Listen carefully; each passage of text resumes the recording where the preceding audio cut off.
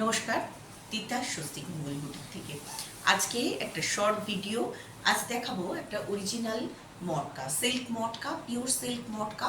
পুজোর আর কয়েকটা দিন বাকি, কাউন্টডাউন শুরু হয়ে গেছে। তো স্বস্তিক মঙ্গলও কিন্তু তার কালেকশন নিয়ে উপস্থিত।